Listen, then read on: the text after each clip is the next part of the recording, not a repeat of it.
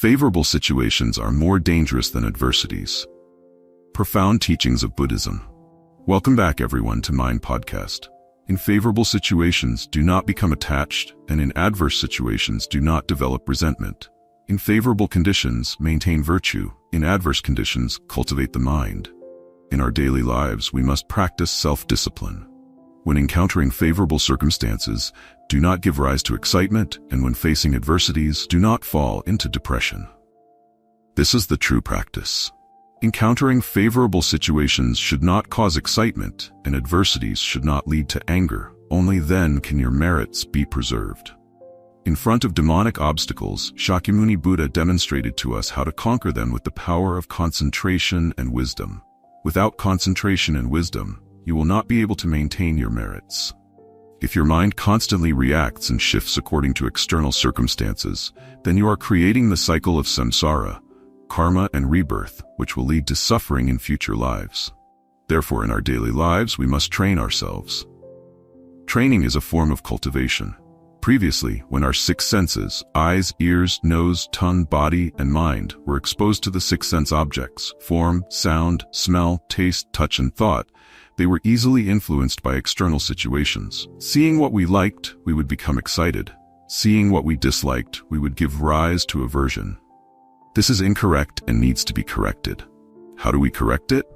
Do not let favorable conditions create excitement, and do not let adverse conditions lead to resentment. This is called true practice. Practicing is not just about reciting sutras, chanting Buddha's name, or bowing to the Buddha every day. Those are just external forms. True practice must be genuinely useful and applicable in daily life. When facing all people, situations, and things, if you can stay calm and no longer be influenced by external circumstances, then you have true skill. If you are in a chanting hall, reciting the Buddha's name 10,000 times a day, but your mind is still affected by external conditions, then as the ancients said, it's like having a sore throat from excessive talking. It's all in vain. This means your practice is either non-existent or insincere. Venerable Master Chin Kung, favorable situations are more dangerous than adverse ones. In adversity, we have self-reflection. In comfort, we lack vigilance. In challenging situations, we tend to reflect and maintain a heightened state of alertness. However, in favorable circumstances, we often let our guard down. That is why our mistakes and downfalls in favorable situations can be significant, yet we might not even realize it until it's too late. This is why the ancients used to say that favorable conditions can lead to greater downfall, while adversities, although difficult, can sharpen our awareness and self-reflection. Venerable Master Chin Kung teaches that those who truly cultivate their minds possess a peaceful and impartial heart. Regardless of whether they are in favorable or adverse situations, whether they encounter good or bad circumstances, they can benefit from and make use of these conditions for their practice.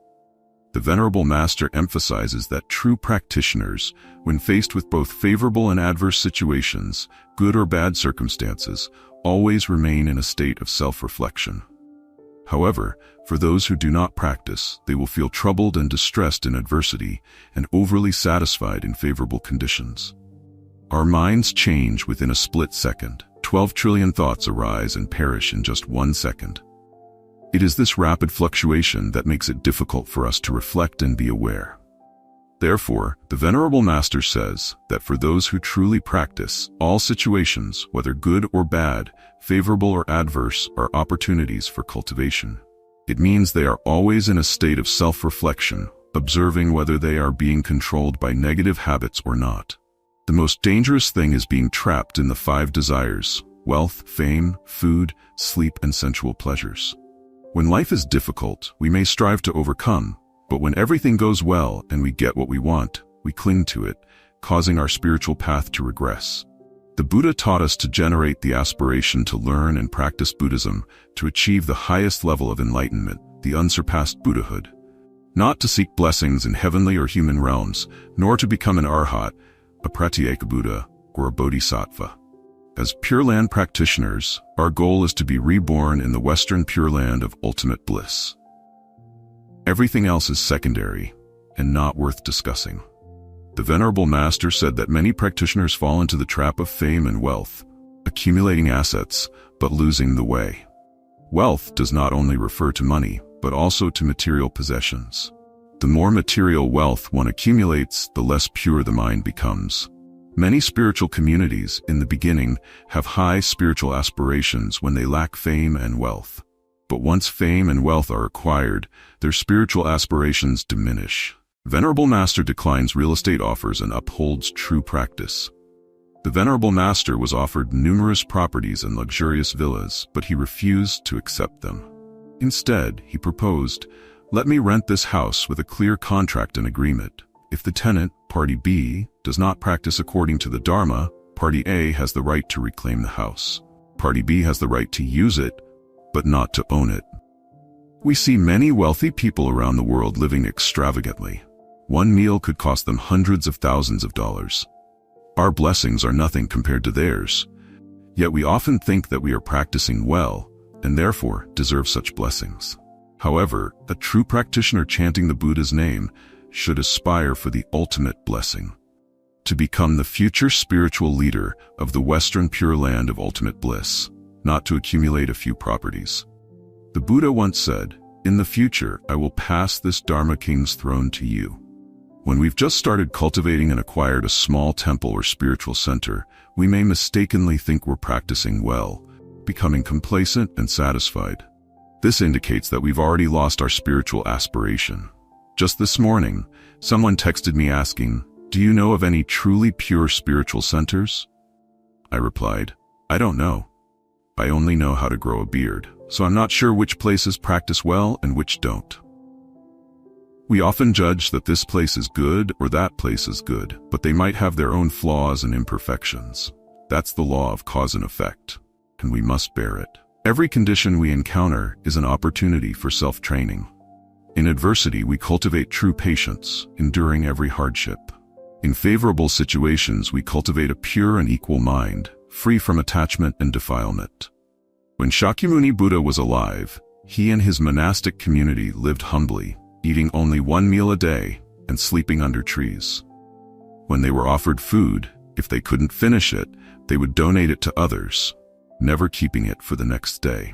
Even if they found a large tree that could provide ample shade and shelter from the rain, they would still move to a different spot the next day, avoiding attachment. The only possessions of the Buddha and his monastic community were 3 robes and a bowl. In normal weather, they wore 1 robe. When it was colder, they would wear 2, and in even colder weather, they would wear all 3. Venerable Master's teaching: favorable situations are more difficult to overcome than adversities. The Venerable Master taught that favorable conditions are much more dangerous than adversities.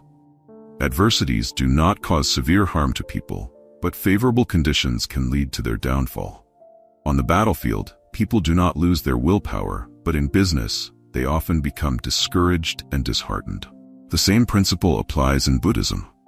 Adversities help to train us and keep us vigilant, but in favorable situations, people become deluded and attached. When everything goes according to their desires and expectations, they feel pleased and satisfied, which leads to a loss of their motivation and aspiration to improve. The Venerable Master pointed out that, since ancient times, countless practitioners have been eliminated by favorable conditions. When they were still facing difficulties, they were highly motivated. But once things started to go well, their drive diminished. Their desire to transcend the mundane world weakened, and they became attached to status, identity, and their spiritual centers. Attachment arises in many forms. The Buddha taught in the sutras, all attainments are achieved through patience. To attain success in any aspect of life, one must cultivate patience. Many practitioners ultimately fail and regress because they lack patience and endurance. As fame and wealth gradually increase, they become ensnared by worldly temptations and fall into the demon's net. Throughout his life, the Venerable Master was offered many material possessions, but he declined them all, avoiding any entanglements. He adhered to the principle of 3 things to avoid: not managing money, not managing affairs, and not managing people. Once, someone captured an image of the Dharma protectors in the Buddha Hall and showed it to the Venerable Master. He simply told them to tear it up and not to spread it. The ancients used to say, The noble person completes the virtue of others. A noble person perfects others' virtues and sets an example in the world. At the highest level, they embody the qualities of a saint or Buddha: true sincerity, purity, equality, right understanding, and compassion. We ordinary beings are still full of desires: joy, anger, love, hatred, sorrow, and happiness. Some practitioners, after a few years, are offered a temple or spiritual center. They mistakenly think that they have attained some spiritual achievement, imagining that it is a reward from the Buddha. However, this thinking is flawed. True cultivation is not about gaining material offerings or recognition. It's about maintaining purity of mind and remaining free from attachments, regardless of favorable or adverse conditions. They are mistaken. If the Buddha were to do such things, it would lead sentient beings into delusion and downfall. The Buddha does not act in this way. If the Buddha does not interfere, Mara will. The Buddha bestows upon sentient beings boundless, unconditional love, compassion, without any prerequisites. On the contrary, Mara entices us with conditions, taking advantage of the merits we've cultivated. When things don't go as we wish, Mara demands repayment. It gives us one thing but takes back two, leaving us in a miserable state. This is not my opinion, but the teaching of the Venerable Master when he explained the Infinite Life Sutra. How does Mara take it back? It could be through illnesses, disruptions caused by family members, selling houses, or the collapse of homes. That is why, when we practice, our minds must remain pure and distant from our habitual tendencies and afflictions. That is the true meaning of righteousness. Selfishness and self-benefit must be subdued to their lowest level. Craving for fame and fortune must also be reduced to the minimum. The 5 desires and the 6 sense objects must be conquered to their lowest level. Greed, anger, ignorance, and pride must be diminished as much as possible. Only then can we claim to have true skill in our cultivation. In the path of spiritual practice, the lowest attainment is the stage of Sotapanna, stream enterer, which requires complete selflessness to be realized. To be reborn in the Pure Land, we must not have any remaining attachments in our minds. The Venerable Master said that countless practitioners have been eliminated by favorable conditions. We must practice patience in all circumstances. In favorable conditions, do not give rise to greed. In adverse situations, do not give rise to anger. Even in the face of adversities, maintain a tranquil and equal mind. This is true patience.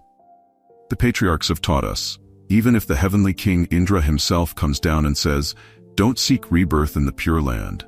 I'll give you half of my heavenly realm instead," we should not be moved or tempted. To possess this state of mind is to have the mindset of someone who is truly ready for rebirth in the Pure Land.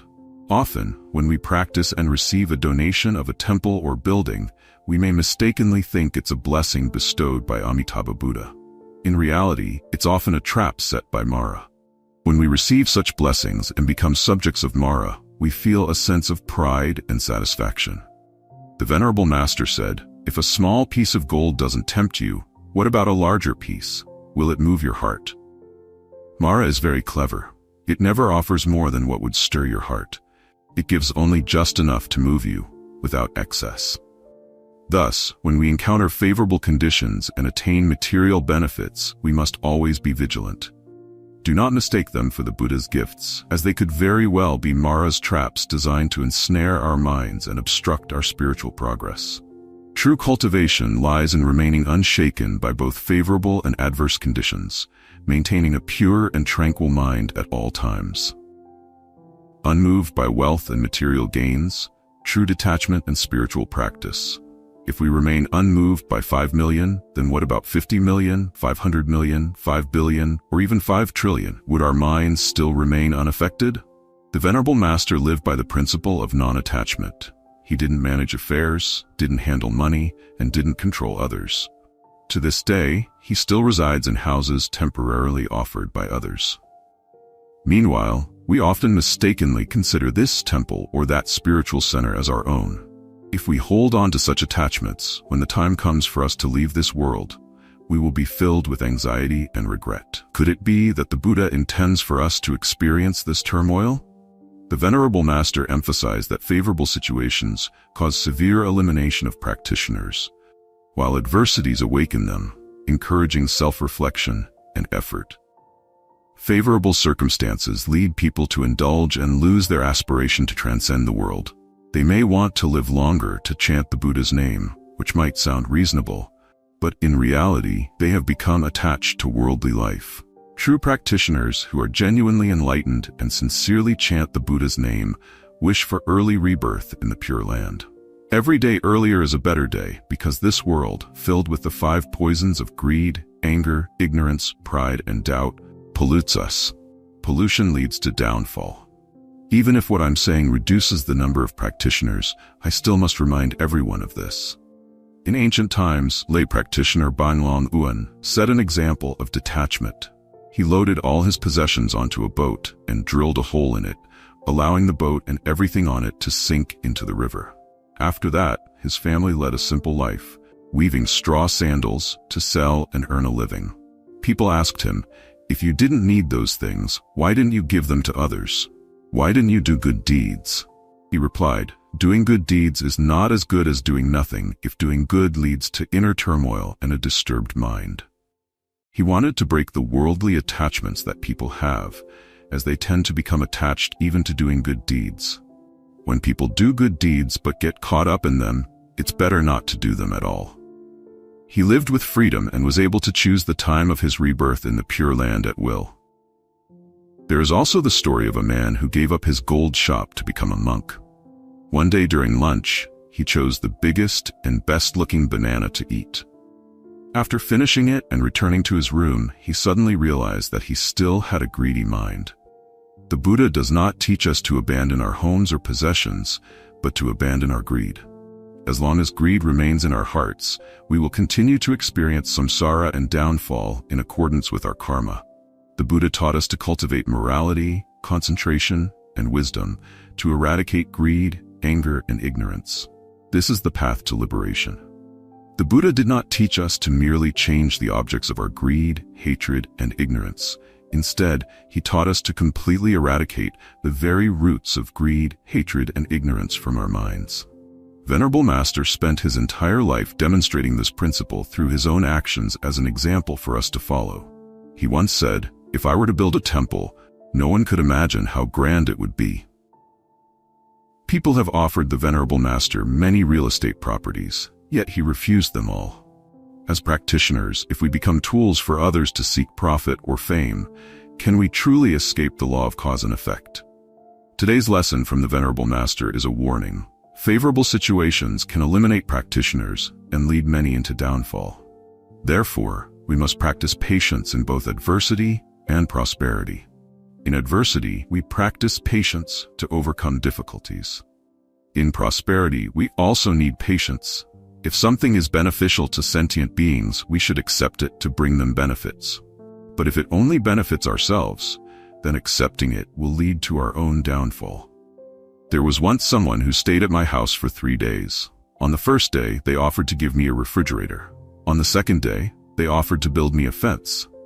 I declined both offers. Patience here is not just about enduring adversity, but also about maintaining composure and mindfulness in favorable conditions. Once, someone persistently invited me to stay in an extremely luxurious villa. I did not accept their invitation. Instead, I went home, spread out a mat, and lay down on the floor. Since then, they have stopped contacting me, but I hold no grievances against them. The Venerable Master said that today's society is filled with overwhelming temptations of fame, wealth, and the desires of the 5 senses and 6 sense objects. Very few people can resist the allure of these temptations. Therefore, we must be aware that the harm caused by favorable situations is far greater than the harm caused by adversities. When faced with adversity, we might give rise to anger, but we can easily recognize it because the consequences, such as a tight chest or feeling upset, are immediate and apparent. We know that such anger is harmful. However, in favorable situations when we develop greed and delusion, we often lack any sense of caution. Because of this lack of vigilance, we fall into downfall unknowingly. If there is anyone in this world who can remain non-attached, not managing people, affairs, or money, then even if that person is not a Buddha or Bodhisattva, they are still worthy of our deepest respect. For over 40, even 50 years, the Venerable Master never handled money and remained uninvolved in worldly affairs. He lived his entire life in simplicity, free from the influence of wealth and material desires. This is an example of true spiritual practice, an example for all of us to emulate.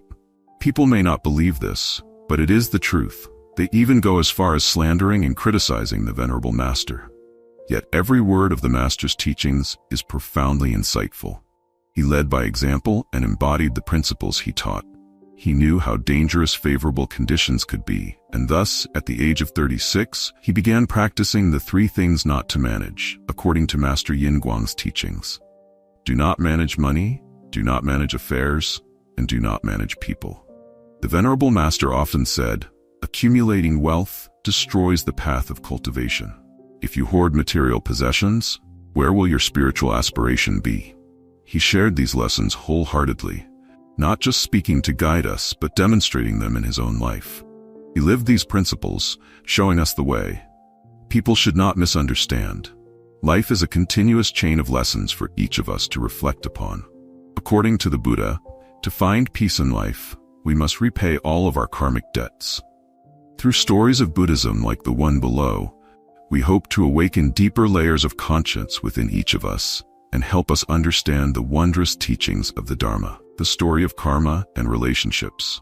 Once upon a time, there was a young scholar named Thu Sing who had made a vow to marry his beloved. However, the girl ended up marrying someone else, leaving the young scholar heartbroken and seriously ill. One day, a traveler passing by heard the story of the young man and gave him a mirror. In the mirror, the scholar saw the image of a woman's body, naked and lifeless, washed up on a beach. The first person who passed by her merely glanced at her and walked away. The second person took off his coat and covered her body. The third person, upon seeing her, dug a grave and carefully buried her. The traveler explained to the young man that the unfortunate woman in the mirror was, in fact, his lover from a past life. He then revealed to the scholar, "You were the second person who passed by and covered her body. In this life, she came to meet and love you, simply to repay that debt of kindness. However, the person she truly owed the greatest debt to was the one who carefully buried and built a grave for her. This person is now her husband." Hearing this, the young scholar suddenly became enlightened and understood the nature of karma and relationships. There was once a single woman who had just moved into a new house. She soon realized that her new neighbors were a struggling family consisting of a single mother and her 2 children. One evening, when the power went out, she lit a candle to illuminate her home. A little while later, she heard a knock on the door. When she opened it, she saw one of the children from next door. The child politely asked, "Hello, Auntie, may I ask if you have any candles?" The woman thought to herself, "Is this family so poor that they don't even have a single candle? It's probably best not to give them one, or they might start relying on me." With this thought, she responded, "No, I don't have any." As she was about to close the door, the child smiled brightly and said, "It's okay, Auntie. My mom was worried that you live alone and might not have any candles, so she sent me over to give you 2 of ours." At that moment, the woman felt a wave of emotions, touched and regretful. She hugged the child tightly, and tears welled up in her eyes. Reflection. What do you feel after reading this story? Sometimes a person's maturity is not determined by their age, but by their kindness and compassion. It's a reminder to look beyond assumptions and be open-hearted. Buddhist story. The unexpected kindness. One early spring night, while everyone was sound asleep, an elderly couple arrived at a hotel looking for a place to stay. Unfortunately, all the rooms were booked. The receptionist, not wanting to send the couple away in the middle of the night, decided to show them to a small room. "This is not the best room we have, but at least it will save you from searching for a place to stay at this hour," he said. The couple saw that the room was clean and tidy and decided to stay the night. The next morning, when they were checking out, the couple offered to pay for the room. But the receptionist replied, "There's no need to pay. That was actually my own room. I wish you both a wonderful trip." It turned out that the receptionist had given up his own room for the elderly couple and spent the night sleeping at the reception desk. Reflection. Acts of kindness, no matter how small or unnoticed, can leave a lasting impact on those who receive them. The selflessness and thoughtfulness of the receptionist showed true compassion, a quality often emphasized in Buddhist teachings. These stories remind us that even in seemingly ordinary situations, we can always choose to act with love and kindness toward others. The elderly couple was deeply touched by the young man's gesture. "Young man, you are truly the best hotel employee we've ever met. You will surely be rewarded for your kindness," they said. The young man smiled, escorted them to the door, and soon forgot about the incident. One beautiful day, he unexpectedly received a letter along with a ticket to New York. Following the instructions in the letter, he embarked on his trip and found himself standing before a grand mansion. To his surprise, it was the same elderly couple who greeted him at the door. It turned out that the gentleman was a billionaire. He gifted the young man a hotel and entrusted him with managing it. This is the law of cause and effect in life, karma. In reality, karma is something we create and hold within our own hands. When we have not yet determined the grand purpose of our lives, let us approach everything with an open heart. Life is full of experiences. Sometimes we'll find ourselves laughing joyfully, and other times we'll shed tears of sorrow. Along life's journey, success will bring us joy, while failures will provide us with valuable lessons and awakenings. Through these stories of Buddhism, one truth becomes evident. True wealth in life stems from a selfless heart, and the goodness of life comes from a simple heart free from selfishness. As we walk through life, it's not about possessing something noble or grand. It's enough to simply act from a sincere heart. If you want to experience happiness and joy, begin by bringing happiness to others.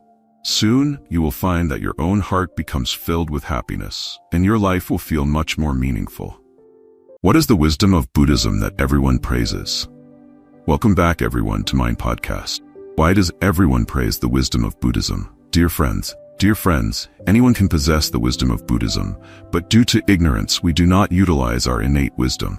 As a result, we continue to walk in delusion and suffer endlessly. In Buddhism, two elements are always emphasized: compassion and wisdom. Compassion involves having a loving heart and doing beneficial deeds to help all beings, while wisdom refers to eliminating the afflictions within ourselves, freeing us from delusion. Increasing wisdom means cultivating insight, and increasing compassion means cultivating merit. Developing both simultaneously is known as cultivating merit and wisdom. The wisdom of Buddhism is frequently reminded and emphasized by the Buddha in every aspect of life. Education is a core value of Buddhism because it is a way to elevate the wisdom of all beings.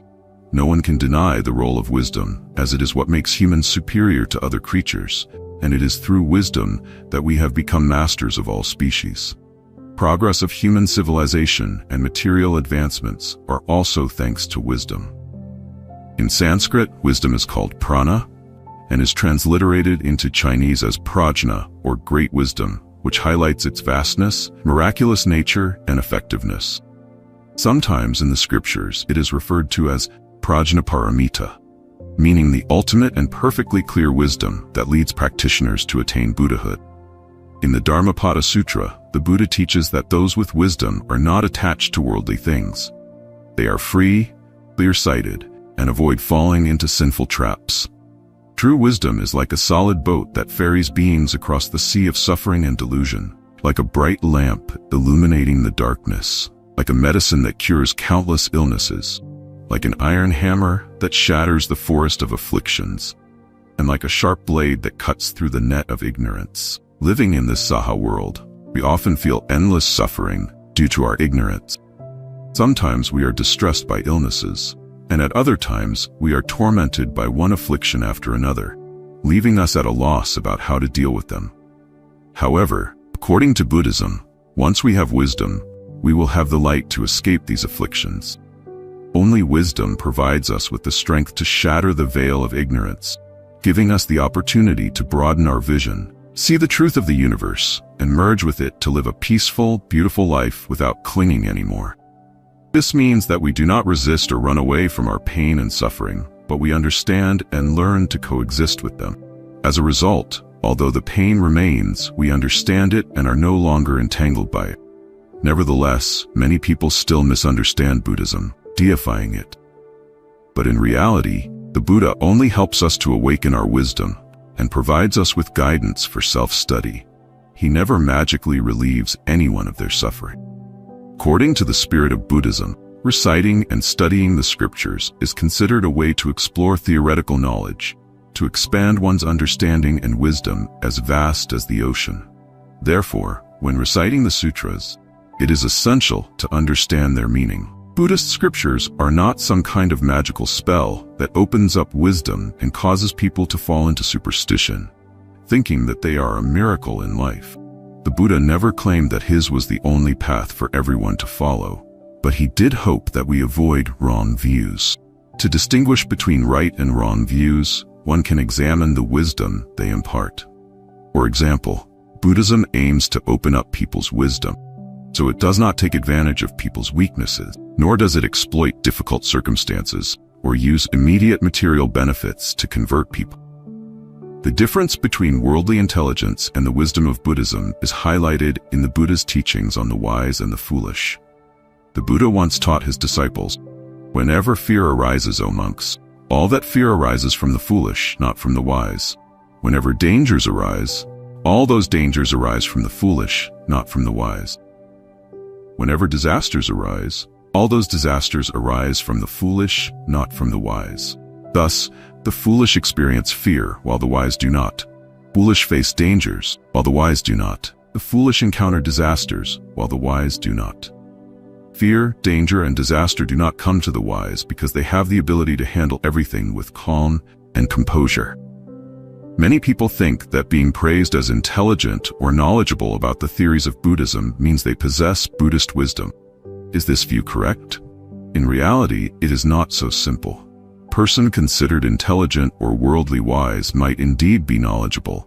There are two possible outcomes. One type of person uses cunning to amass wealth and personal gain, harming others in the process. Though they are intelligent, they are dangerous, even more so than someone foolish. Using knowledge to harm others is worse than being a beast. The Buddha considered such intelligence a great disaster.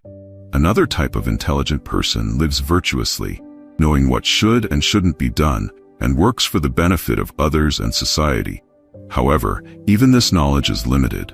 Such intelligence might help them earn money and lead a comfortable life, but it doesn't free them from suffering and the cycle of rebirth.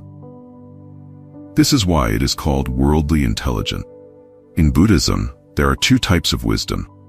First is defiled wisdom, where one knows, sees, and understands, still clings to worldly matters. Their mind is still attached to desires and positions within the three realms, and their wisdom has not yet been liberated from the defilements. The second is undefiled wisdom, where not only does one know, see, and understand, but through practice and training, their mind has severed all defilements. This wisdom no longer entangles them in the cycle of birth and death within the six realms. This wisdom is possessed by those who have attained enlightenment, such as arhats, pratyeka Buddhas, bodhisattvas, and Buddhas. It is only upon reaching the fruit of enlightenment that this pure and ultimate wisdom is realized.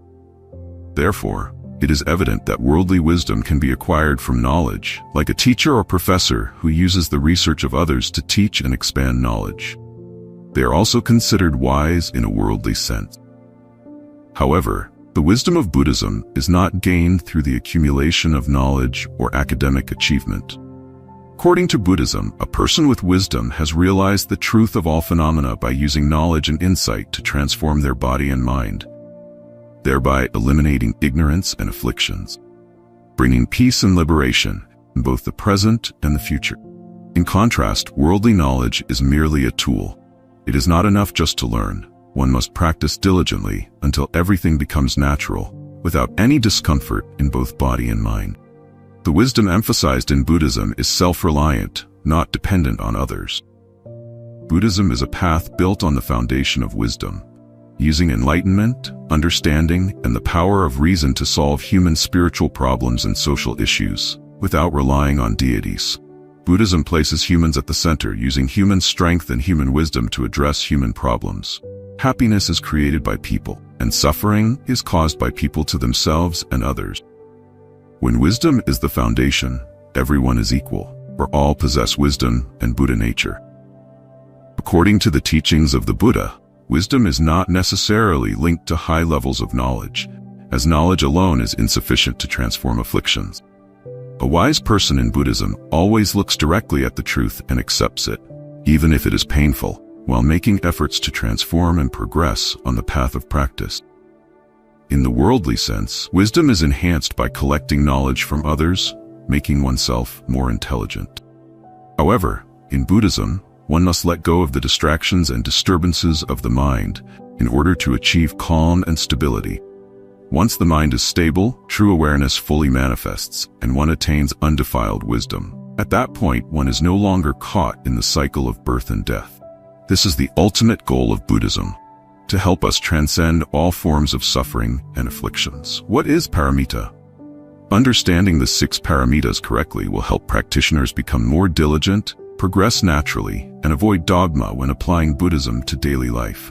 To fully grasp the meaning of paramita, we need to use dharani, combination of Vietnamese and ancient texts, to explain what paramita means. Paramita refers to something vast, expansive. Para means vast, while mita represents a hidden inner secret. Paramita signifies the vast internal struggle between instinct and reason within oneself. This internal conflict is likened to water and fire, fire representing willpower, and water symbolizing human instincts. Normally, fire is subdued by water, but when fire becomes stronger, it can overpower water and cause it to evaporate.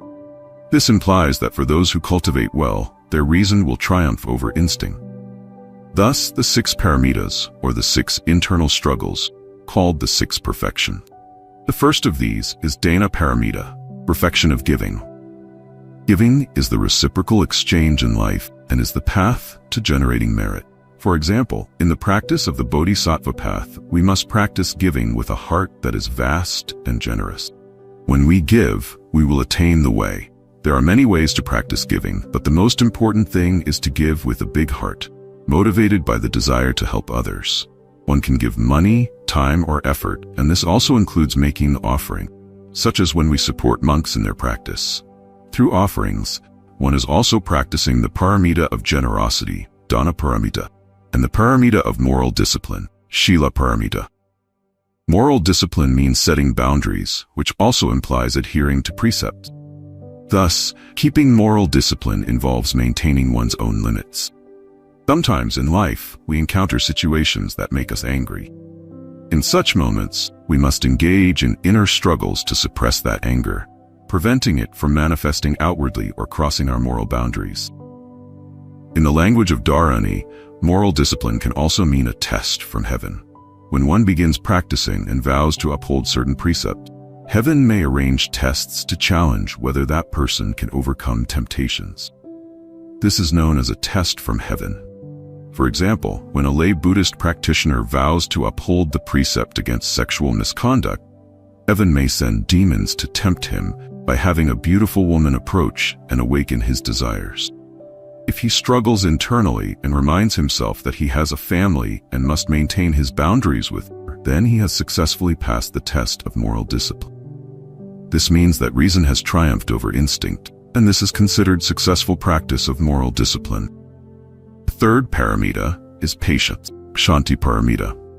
Patience means enduring hardships, knowing how to accept bitter and unfair situations, and being willing to take a step back to wait for the right time. Patience as a paramita means engaging in inner struggles, weighing the pros and cons to decide how to act reasonably. However, patience must have its limits. Small matters can be overlooked, but when things become too extreme, we must stand up for ourselves to prevent crossing boundaries. We should not hold the mindset that everything is preordained by heaven and thus passively accept it. For instance, when the enemy invades our country, if we are still weak, we may patiently endure while training soldiers and devising strategies. Patience as a paramita does not mean being weak and allowing others to invade our nation's borders. If we think that Buddhism promotes passivity and does not advocate for justice, we have misunderstood the Buddha's philosophy. Look at King Trunyen Tong as an exemplary figure. But on another level, patience does not mean harboring grudges while waiting for revenge. We must resolve the hatred in our hearts. Hatred can lead to acts of revenge, which entangle us in the creation of karma. Patience here also means persistence on the path of practice. We must know how to endure and overcome all obstacles, accumulate merit, and thereby awaken our wisdom. Only then can we develop true inner strength. Wishing for quick enlightenment through prayers, invocations, or mantras reflects haste and impatience. Remember, haste makes waste. The fourth paramita is diligent effort, virya paramita. Thanks to patience, we can achieve diligent effort. The fifth paramita is meditation, dhyana paramita, which means keeping the mind steady and unwavering. When we practice moral discipline and patience for a long time, we will attain inner concentration, also known as unshakable stillness. If meditation is practiced to regulate the body's energy and improve health, that is good. However, if meditation is practiced with the intent to advance quickly in spiritual cultivation or to meet divine beings, we will be tested by heaven. Meditation is about keeping the mind pure to be able to penetrate spiritual realms and reach celestial planes. However, before entering celestial realms, we always encounter demons. We need great wisdom and strength to discern whether we are dealing with demons or Buddhas. If our concentration power is weak, we are easily led astray by illusions, easily disturbed, like the night of Buddha's enlightenment when he was disturbed by demons. Without great concentration and rationality to overcome instinct, he could not have attained the 6 paramitas of wisdom. When the mind is concentrated, wisdom arises. Here, wisdom also means the secret within. Therefore, keep it hidden inside and do not boast about your wisdom. Dear friends, that is the meaning of the paramitas along with the 6 paramitas. Patience is an important virtue for practitioners. So which methods should we apply to cultivate patience? To help you understand patience deeply and know how to practice it, we will cite the teachings on born patience, dharma patience, and unborn dharma patience from the Buddha. Patience here should be understood simply as endurance and effort. To cultivate patience, sentient beings must understand the concepts of born patience, dharma patience, and unborn dharma patience. Born patience comes from born, which refers to sentient being. Thus, born patience means the patience between sentient beings. Born here refers to life and the relationships between sentient beings, including human to human and human to animal relationships. Therefore, born patience means humans must patiently endure and tolerate each other with wisdom, and conflict should only occur when absolutely necessary. In cases where conflict is essential, it is still considered born patience. Remember, the purpose of practice is to awaken wisdom. Practitioners need wisdom to recognize limits and should not be dogmatic, believing that practitioners must endure everything. One must be patient wisely. Born patience is part of the Dharma, but because it is special and important, it is separated. Dharma patience refers to all phenomena around us. Everything we see and know is called Dharma, including ourselves, others, and the animals around us. Dharma patience also refers to natural and social phenomena around us. Most of it is imposed upon us, and we must learn to accept it. For example, when facing natural phenomena like storms or heat, humans cannot control them. We can only accept, adapt, and harmonize with the environment. Imagine you are in a hot situation and suddenly lose power. Normally, the discomfort can cause tension and frustration. However, as practitioners, we should not show anger. We control our emotions and accept using a hand fan to adapt. Thinking of ways to control anger can also be considered Dharma patience. Unborn Dharma patience usually means that, in both born patience and Dharma patience, we often seek a reason to endure. The act of seeking a reason to endure is the process of the arising of Dharma. So, unborn Dharma patience means being able to endure without the mind needing to seek a reason. Unborn means no arising, i.e., no mental formation of Dharma. Dharma refers to events or phenomena, or more specifically, the reason for practicing patience. Only bodhisattvas can achieve unborn Dharma patience, because they have understood the profound origins of all phenomena and no longer seek reasons to endure. They know and accept that everything in this world is subject to conditions. The Buddha taught that all conditioned things are like dreams, illusions, bubbles, and shadows. Like dew, like lightning, thus should we perceive them. This means that in life, we must learn patience as a method of practice to create good karma, attain rebirth in the Pure Land and avoid blaming the heavens. According to worldly thinking, patience or endurance often means tolerating hardships or injustice to maintain peace, or enduring suppression to achieve fame or status.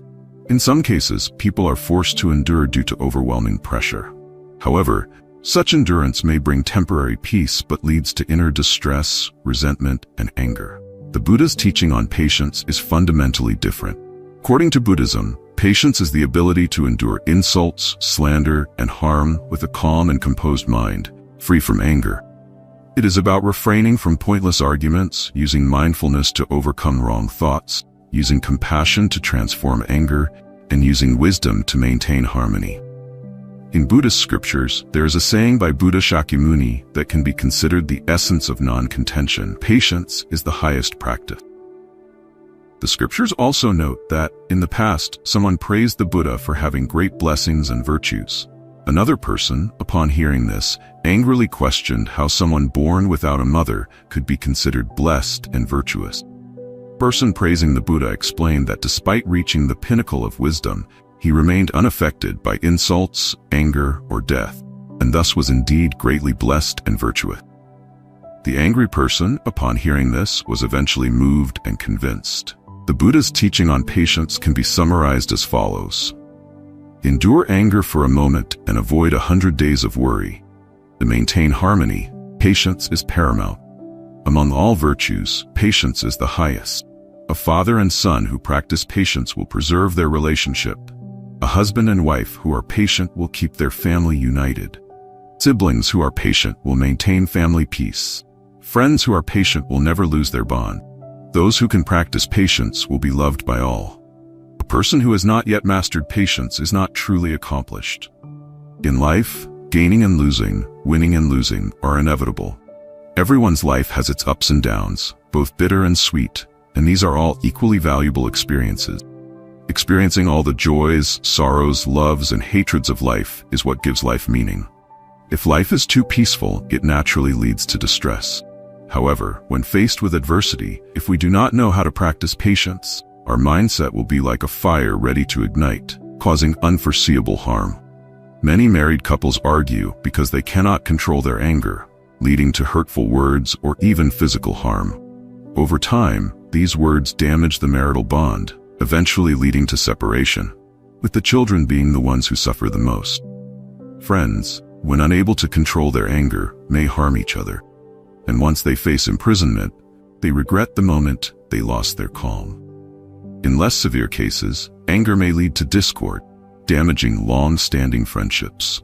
When one finally awakens, they realize the years of bitterness have caused irreparable damage, leading to irrational actions that harm both themselves and others, creating cycles of resentment that carry over into future lives, endlessly perpetuating karma and samsara.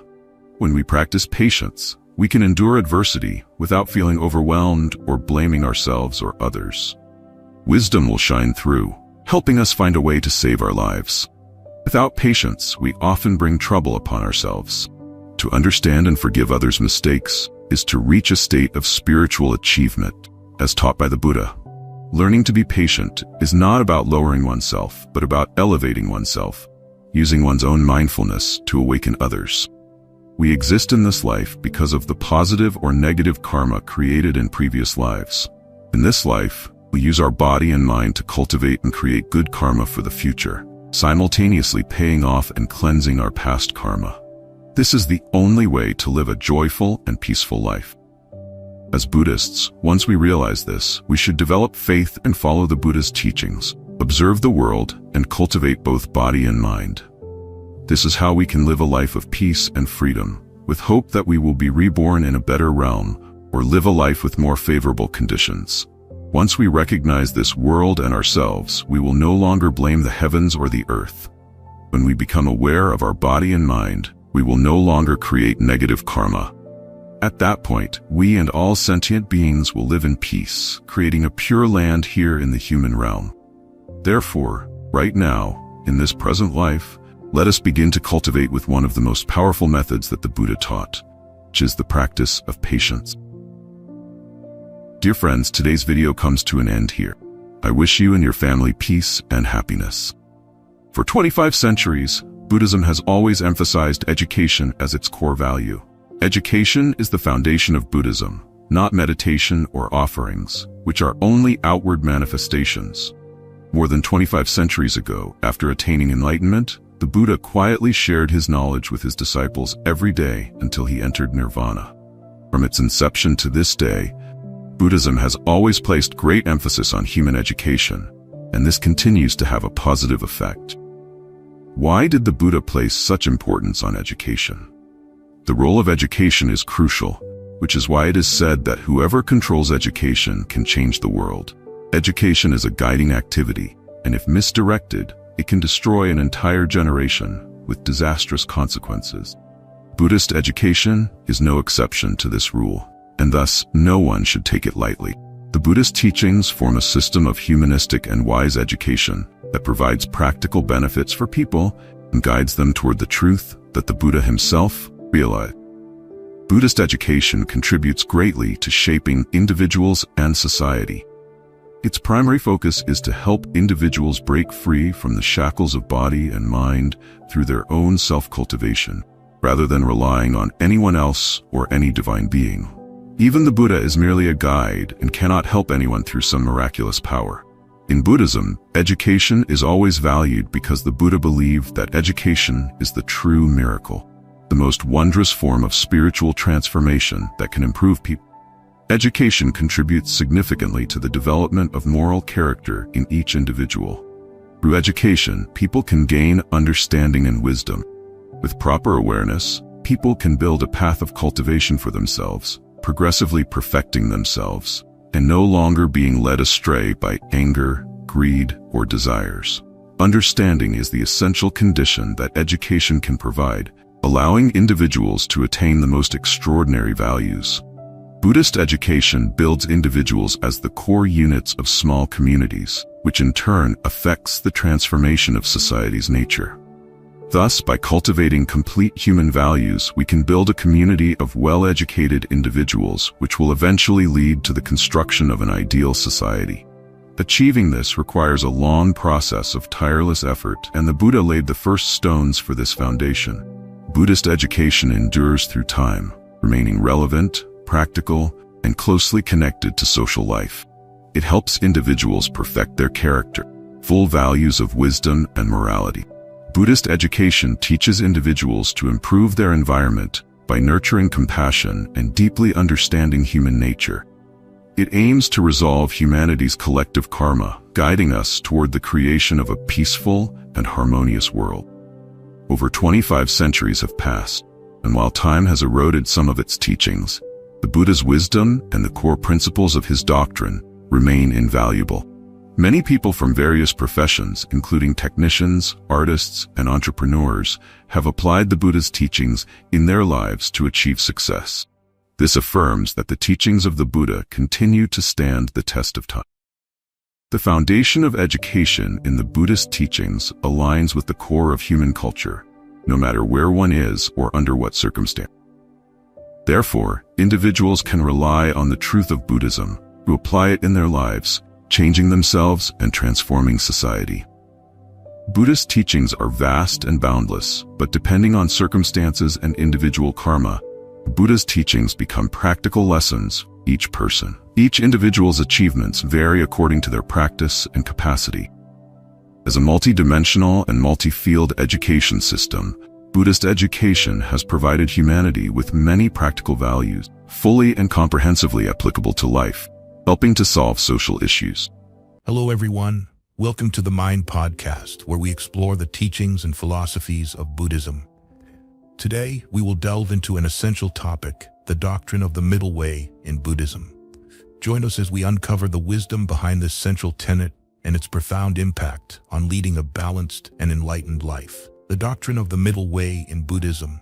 The middle way is the path that avoids the two extremes of indulgence in sensual pleasures and self-mortification.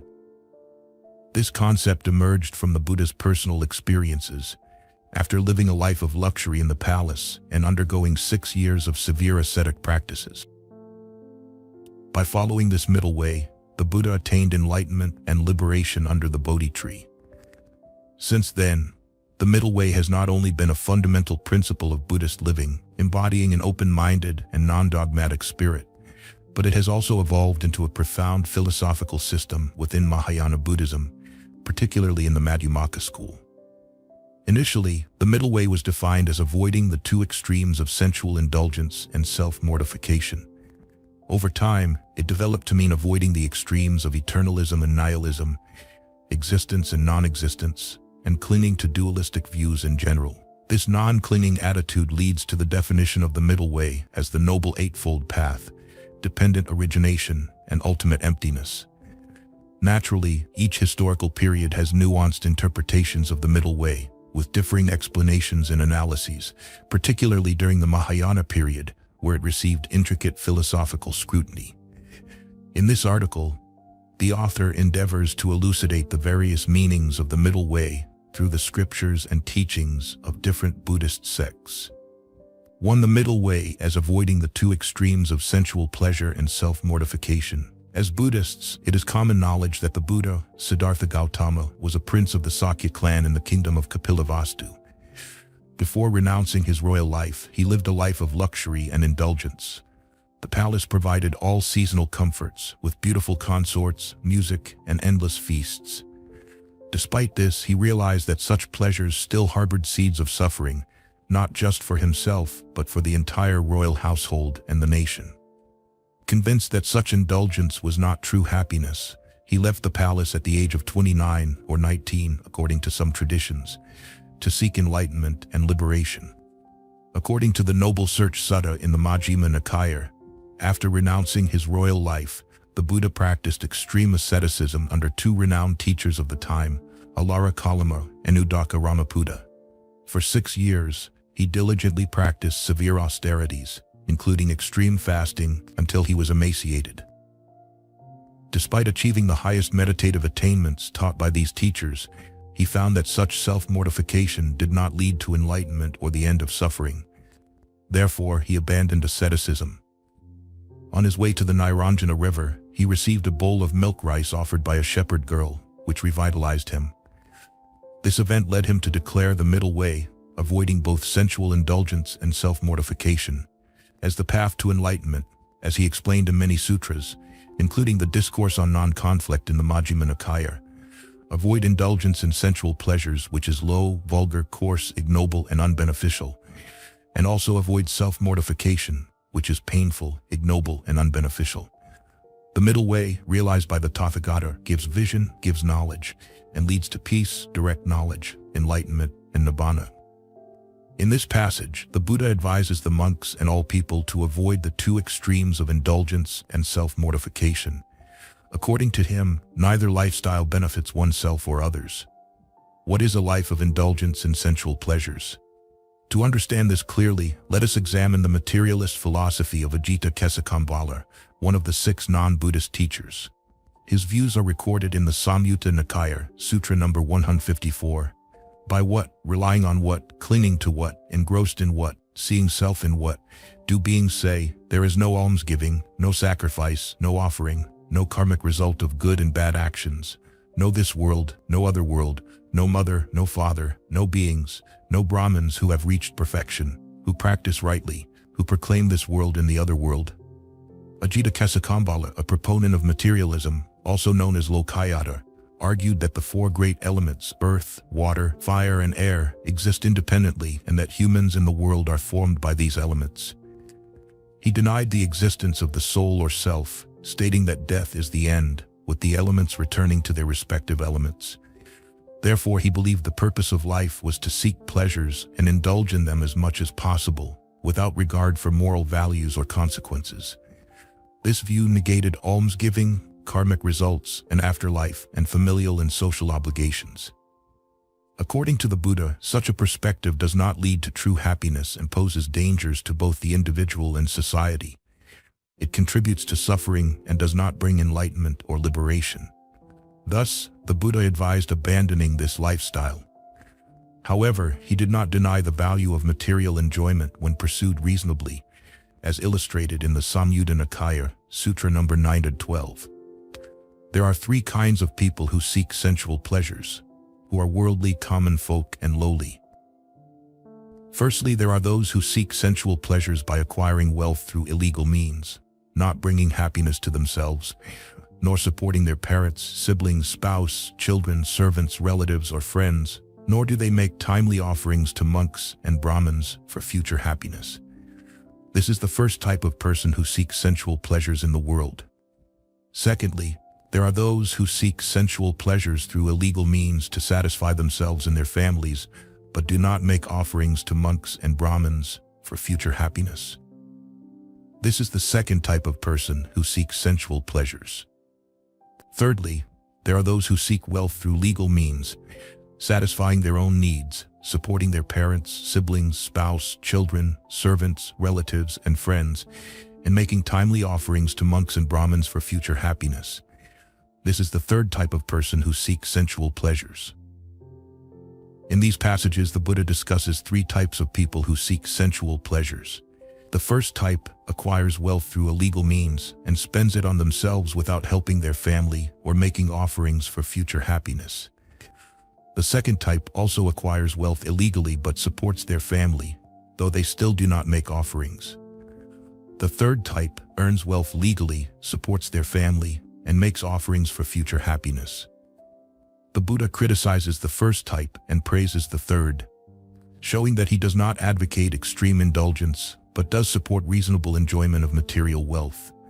However, even with legal earnings, overindulgence is not consistent with Buddhist principles. Excessive consumption can harm physical health, leading to obesity and other diseases common in developed countries with abundant material wealth. This is why the Buddha rejected the first extreme of indulgence. Similarly, the Buddha also rejected the extreme of self-mortification, a practice advocated by the Jains. The small discourse on the mass of suffering in the Majjhima Nikaya describes their practices. At one time, while residing in Rajagaha on Vulture Peak Mountain, many Niganthas, Jains, on the slopes of Isagili Mountain, on Black Rock, stood upright, refusing to sit down and enduring severe, painful, sharp feelings. These Jains practiced severe asceticism, standing all day and night without sitting or lying down, lying on thorns, beside rotting corpses, and fasting to the extreme, believing that such suffering would lead to enlightenment and liberation. They thought, Nigantha Nadaputa, being omniscient, says, if you commit evil deeds in the past, you can make them dissipate through severe asceticism. Prevent evil deeds in the future by restraining the body, speech, and mind in the present. By burning away past karma and preventing new karma, future continuity will be cut off. When continuity is cut off, karma is eradicated. When karma is eradicated, suffering is eradicated. When suffering is eradicated, feelings are eradicated. And with the eradication of feelings, all suffering will be consumed. According to the Jains, severe asceticism purifies past bad karma and prevents future karma, leading to liberation. However, the Buddha's view differed, emphasizing the importance of mental discipline and wisdom over physical suffering. He taught that the root of suffering is ignorance, which can only be eradicated by wisdom, not by physical torture. If self-mortification led to enlightenment, prisoners would be the first to attain it.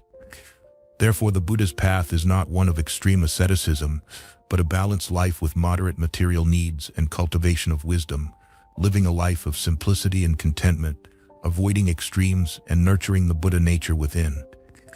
True enlightenment comes from cultivating a mind free from ignorance and clinging, not from torturing the body. What is a life of simplicity and contentment? It is living with a sense of shame and understanding one's position and capabilities, having just enough for essential needs without excess or deficiency, not being driven by endless desires. The level of sufficiency varies with each individual in their social context, with no fixed standard. In summary, excessive indulgence in sensual desires is one extreme. Conversely, a life of asceticism and self-mortification is another extreme.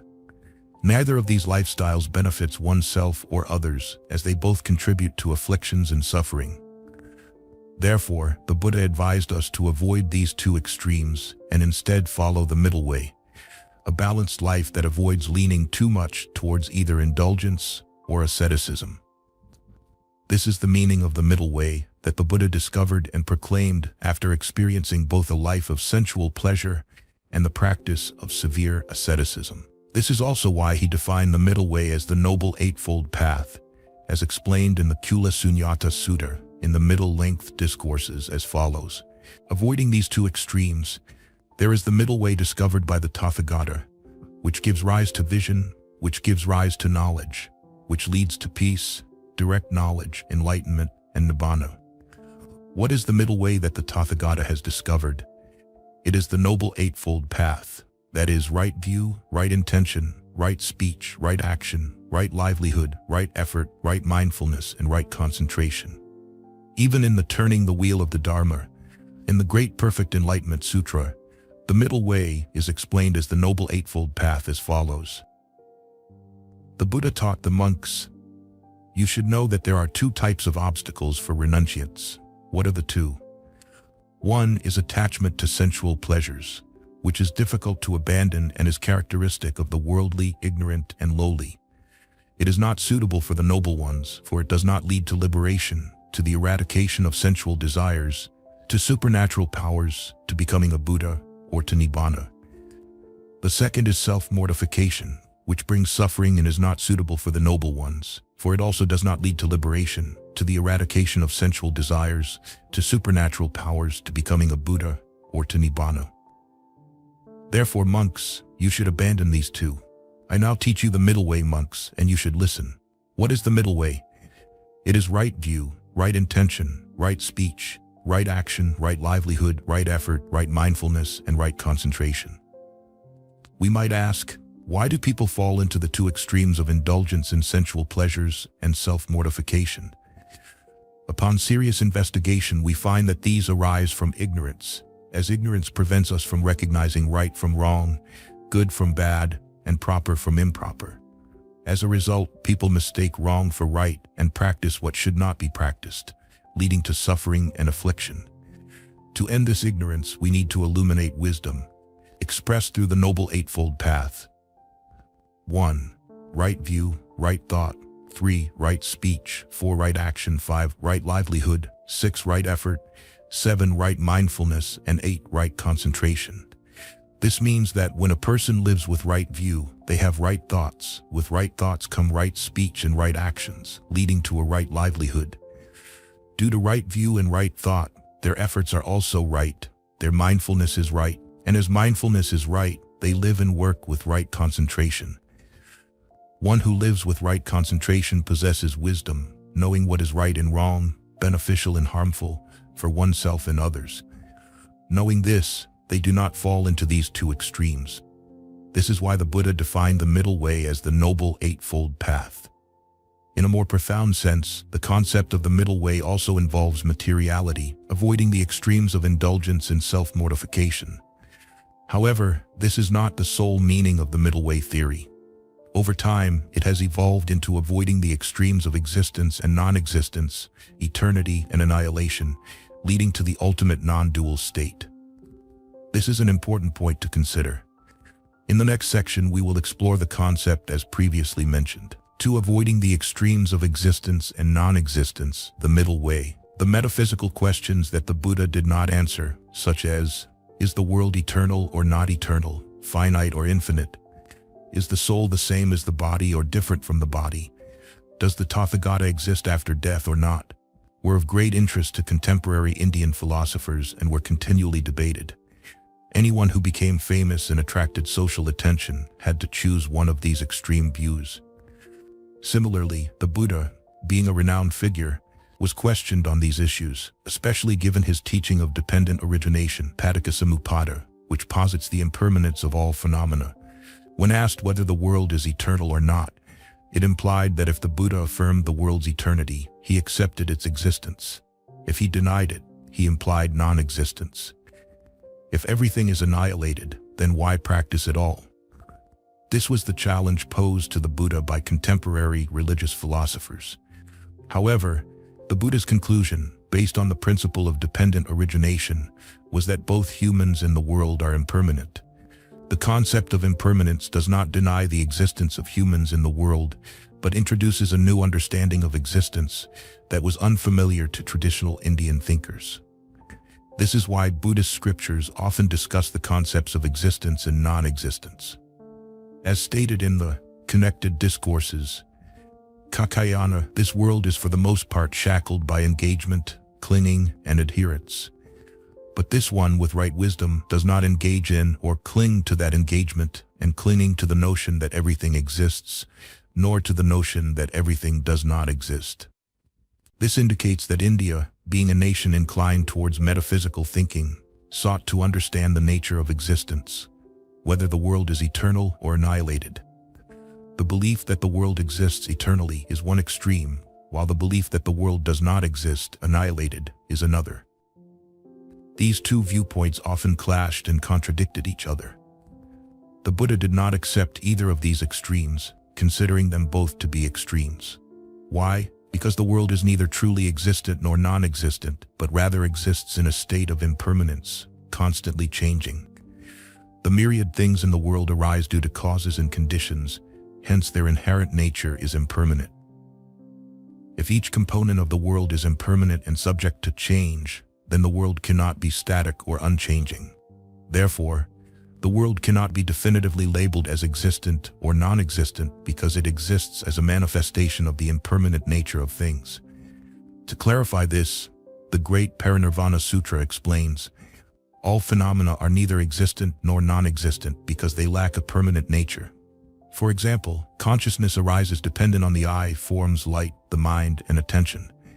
This consciousness does not exist independently in the eye, forms, light, the mind, or attention, nor is it found in between. Therefore, phenomena are neither existent nor non-existent. Because they arise from conditions, they are said to exist. Because they lack a permanent nature, they are said to be non-existent. Thus, the nature of all things is explained in terms of conditional arising, which avoids the extremes of existence and non-existent. This understanding is foundational to the middle way. 3. The ultimate meaning of emptiness is the middle way. In addition to the two meanings of the middle way discussed earlier, Mahayana Buddhist scriptures also emphasize the ultimate meaning of emptiness as the middle way. The great Parinirvana Sutra states, Buddha nature is the ultimate meaning of emptiness. The ultimate meaning of emptiness is wisdom. What is called emptiness is neither non-existence nor non-existence. The wise see it as both empty and non-empty, both impermanent and permanent, both suffering and blissful, both self and non-self. Emptiness encompasses all samsara. Non-emptiness is the great nirvana. To see all things as empty without seeing their non-empty aspect is not called the middle way. Even seeing all things as non-self without seeing their self aspect is not called practicing the middle way. The middle way is Buddha nature, and from this meaning, we understand that Buddha nature is eternal and unchanging. Beings do not see Buddha nature due to ignorance. The disciples and solitary realizers see all phenomena as empty, but do not see their non-empty aspect. See all phenomena as non-self, but do not see their self aspect. For this reason, they do not see the ultimate meaning of emptiness and do not practice the middle way, and thus do not see Buddha nature.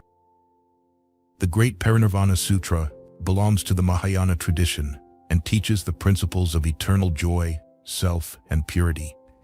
It defines the middle way as the ultimate meaning of emptiness. Ultimate meaning refers to wisdom, which is also Buddha nature. The wisdom defined in Mahayana Buddhism is paramita wisdom, distinct from the analytical wisdom, panna, derived from discrimination. Those with wisdom see the true nature of phenomena as arising from conditions, which are impermanent and empty but not non-existent. Hence, phenomena are neither purely empty nor purely existent. To see them as purely empty or existent is an extreme view, and the wise should see phenomena as both empty and existent simultaneously, which is a true vision.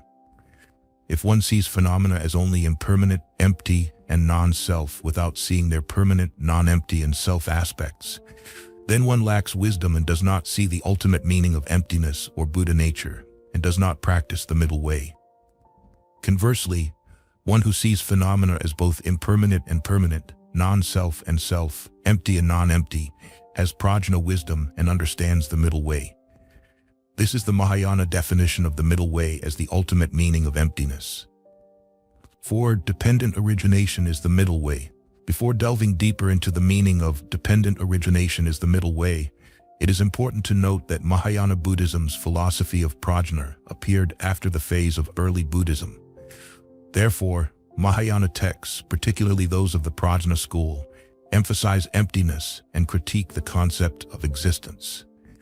The concept of existence that Mahayana critiques primarily pertains to the threefold true existence and eternal nature of phenomena, advocated by the Sarvastivada school.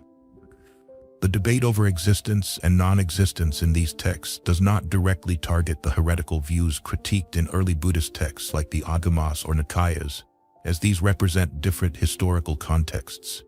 Additionally, it is crucial to distinguish between the term dependent origination, Padakasamuppada, which is a law discovered by the Buddha under the Bodhi tree, and the term conditioned co-arising, which is sometimes used interchangeably but with different meanings in different contexts.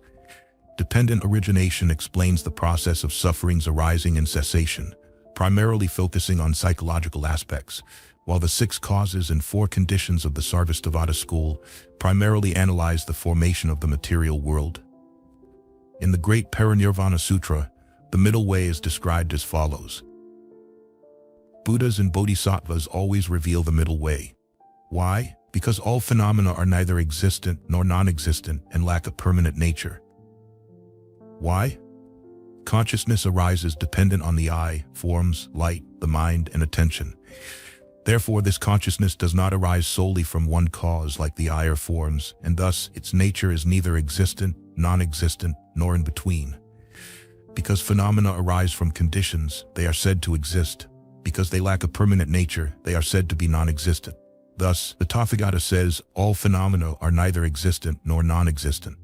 The content of this passage indicates that the Buddha frequently applied the middle way in daily life, avoiding any rigid stance, whether it was about existence or non-existence, right or wrong. Existence and non-existence are temporary phenomena, not inherent nature, as all phenomena are impermanent and constantly changing due to conditions. Therefore, it is futile to definitively label phenomena as either existent or non-existent. The correct understanding is that all phenomena arise from conditions, making them neither purely existent nor purely non-existent. This approach avoids the extremes of existence and non-existence, forming the basis of the middle way as dependent origination. 5. Beyond dualities, the middle way. The idea of transcending dualities as the middle way has been discussed earlier. However, the concept of dualities here refers to specific extremes, such as indulgence and asceticism, existence and non-existence, permanence and annihilation, which are all seen as false and incorrect. Hence, practitioners must avoid these extremes to attain liberation. This section explores a unique perspective where even good and evil are considered dualities to be transcended. For instance, in the treatise on the great perfection of wisdom, Nagarjuna states, attachment to self is one extreme, attachment to non-self is another extreme. Avoiding both attachments is called the middle way. Furthermore, Nagarjuna explains, furthermore, ignorance is one extreme. The cessation of ignorance is another extreme. Bodhisattvas are one extreme, the 6 perfections are another. Buddha is one extreme, enlightenment is another. Prajna paramita is one extreme, non-prajna paramita is another. Avoiding both extremes is called the middle way, also known as prajna paramita. Similarly, in the Perfection of Wisdom Sutra, it is mentioned, Sariputra, the inconceivable and the 5 heinous sins are all grounded in the ultimate reality, without difference, without birth or death, without coming or going, without cause or effect, without good or evil. These passages illustrate that the concept of transcending dualities in Mahayana Buddhism goes beyond simply avoiding wrong views and practices. It includes transcending conventional dualities such as good and evil, ignorance and enlightenment, and even conventional and ultimate realities. The Buddha's teachings are aimed at liberating beings from all forms of attachment, even those towards seemingly positive or virtuous qualities. This transcendent approach ensures that practitioners do not fall into subtle forms of attachment that can obstruct ultimate liberation. For instance, in the story of the raft used by 2 monks to cross a river in the Alagama Sutta from the middle-length discourses, one monk, after crossing the river, clings to the raft, while the other monk leaves it behind, understanding its purpose has been fulfilled. The Buddha uses this story to illustrate that even the Dhamma must be let go of once it has served its purpose, let alone incorrect teachings. This non-attachment is essential for true liberation, as clinging to any view, even a correct one, can become a hindrance. In conclusion, whether in early or Mahayana Buddhism, the middle way is a crucial doctrine that emphasizes avoiding extremes and understanding the conditional nature of phenomena. It is not just a practical guideline, but a profound philosophical insight into the nature of reality. By understanding and practicing the middle way, one can avoid the pitfalls of extreme views and achieve true liberation. 6. Conclusion. The middle way is a fundamental concept in Buddhism. We learn about this doctrine through Mahayana Buddhism, particularly expounded by Nagarjuna in the Mula-Madhyama Kakarika. However, the middle way was not an invention of Nagarjuna, but was discovered by the Buddha through his own practice. As Buddhism evolved, so did the understanding of the middle way, adapting to different historical contexts and philosophical developments. In early Buddhism, the middle way emphasizes avoiding the extremes of sensual indulgence and self-mortification, as well as the extremes of eternalism and annihilationism. In Mahayana Buddhism, it also addresses the psychological aspect of clinging to any view, whether it is seen as right or wrong, good or bad. This understanding helps practitioners avoid all forms of attachment, leading to ultimate liberation. Additionally, concepts like dependent origination and the ultimate meaning of emptiness are also seen as expressions of the middle way, highlighting the conditional and impermanent nature of all phenomena. Recognizing this helps practitioners avoid the extremes of reification and nihilism, guiding them towards a balanced and liberating perspective. In essence, the middle way is a path of balance and wisdom, leading to the cessation of suffering and the realization of true peace.